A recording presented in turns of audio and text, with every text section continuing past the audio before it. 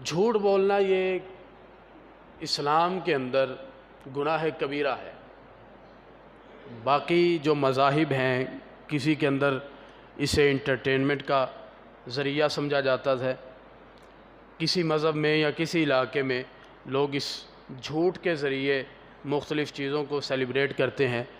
یہ جو 1 اپریل ہے اسے اپریل فول کے نام سے سیلیبریٹ کیا جاتا ہے، اور ترقی یافتہ ممالک، پڑھا لکھا طبقہ اس دن کو بڑے اہتمام کے ساتھ مناتا ہے۔ اپریل فول کو کرنا کیا ہے کہ اس تاریخ کو کسی بھی طریقے سے جھوٹ بول کر کسی کے ساتھ مذاق کرتے ہیں۔ کسی کو پریشانی والی خبر سنا دی، دکھ والی خبر سنا دی، نقصان والی خبر سنا دی، غمی والی خبر سنا دی، بندہ پریشان ہوا تو بعد میں کہا ہو ہم تو مذاق کر رہے تھے۔ اسے اپریل فول کہا جاتا ہے۔ دین اسلام جہاں پر دیگر برائیوں سے روکتا ہے وہیں پر جھوٹ بولنے سے بھی منع فرماتا ہے۔ جھوٹ بولنا گناہ کبیرہ ہے۔ رمضان المبارک کے اندر اگر اللہ تعالیٰ کی طرف سے انعام ہوتا ہے، نیکیوں کا درجہ بڑھا دیا جاتا ہے، تو پھر گناہوں پر سختی بھی ہوتی ہے۔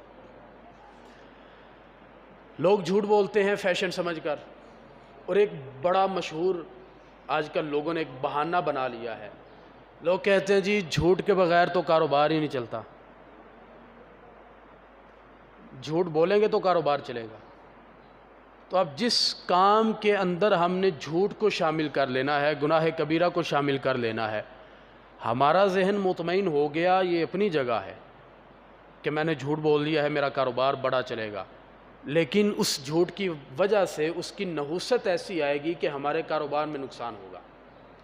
اس کی نحوست اور بے برکتی ہمارے اس مال کے اندر آ جائے گی۔ اس جھوٹ کی وجہ سے جو رزق ہم کمائیں گے اس کے اندر بے برکتی آ جائے گی۔ تو جھوٹ بول کر بے برکتی والا مال حاصل کرنے کی بجائے سچ بول کر تھوڑا حاصل کر لیں، ستھرا حاصل کر لیں۔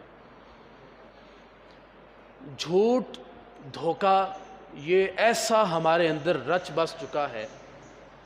اگر فروٹ مارکیٹ میں چلے جائیں، سبزی منڈی میں جائیں، وہاں پر جا کر ہم ایک کارٹن خریدتے ہیں فروٹ کا، اوپر والی تہ بڑی خوبصورت ہے، دوسری تھوڑی کم درجے کی ہوگی، نیچے والا سارا فروٹ، سارا پھل گلا سڑا ہوگا۔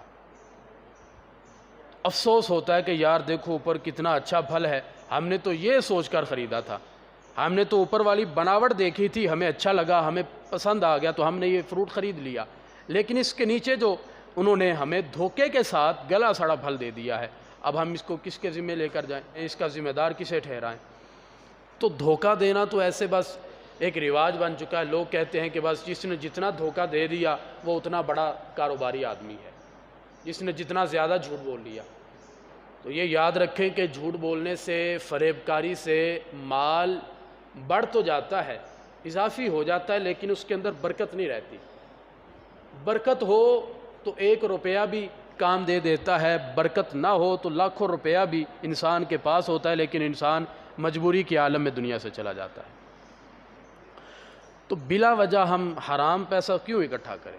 حضرت ملا جیمن رحمۃ اللہ تعالیٰ علیہ اورنگزیب عالمگیر کے استاد ہیں، تشریف فرما تھے حلقہ احباب کے اندر۔ ایک شخص آ گیا، آ کر بڑے پریشان کن لہجے میں کہنے لگا حضرت آپ کی بیوی بیوہ ہو گئی ہے۔ بڑا افسوس ہوا، آپ کی بیوی بیوہ ہو گئی۔ تو جو ساتھی قریب بیٹھے تھے وہ بھی ذرا پریشان ہو گئے، تو حضرت ملا جیمن رحمۃ اللہ علیہ نے سر جھکا لیا، پریشانی کے آثار آپ کے چہرے پر تھے۔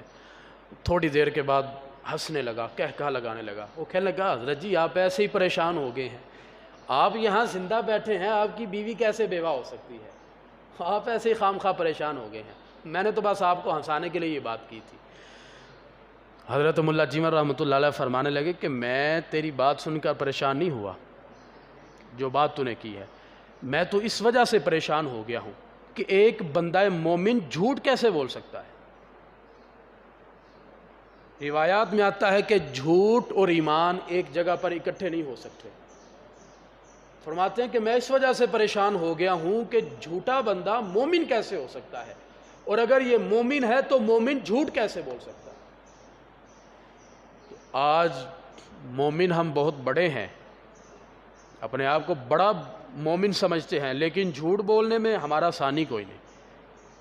حاجی صاحب ہیں، حج ہر سال کرتے ہیں، عمرہ بھی کرتے ہیں، لیکن حاجی صاحب کا سارا کاروبار جھوٹ پر چلتا ہے، تو حاجی صاحب کے حج کا کوئی فائدہ نہیں، اس سارے کاروبار کا فائدہ کوئی نہیں اگر اس کی بنیاد ہی جھوٹ پر ہے، جس سے نبی پاک صلی اللہ علیہ وسلم نے منع فرمایا۔